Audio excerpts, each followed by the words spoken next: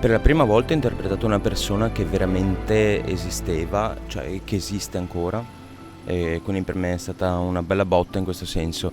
L'ho conosciuta questa persona, è attaccata ad un respiratore e non parla, comunica con una lavagnetta elettronica, con lo sguardo indica le lettere ed è la prima volta che mi capita, quindi mi ha dato emotivamente un impatto molto forte. Ognuno di noi ha una propria storia da raccontare ed io naturalmente ho la mia. Ma al di là che sia brutta o bella, triste o felice, ogni essere vivente sulla Terra è una storia unica e preziosa agli occhi del cielo.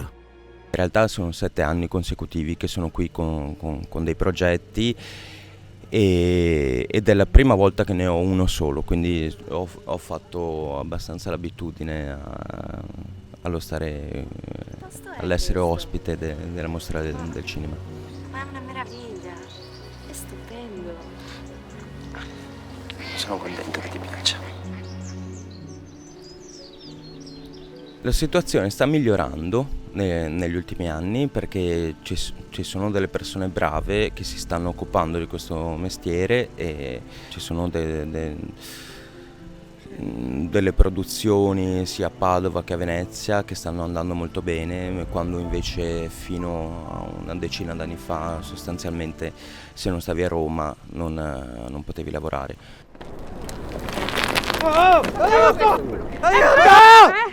Allora facciamolo subito. Perché non lo facciamo qua? Perché? Mettimi giù! È questo quello che vuoi? Ci sono delle scuole di teatro che sfornano una ventina d'attori l'anno e più o meno 1 su 20 poi ce la fa ad andare avanti. E ci sono dei ragazzi molto bravi, è anche spiacevole, siamo un po' sempre gli stessi a lavorare perché queste nuove leve in effetti non sono conosciute. Quindi mi auguro che si possano scoprire nuovi talenti al più presto.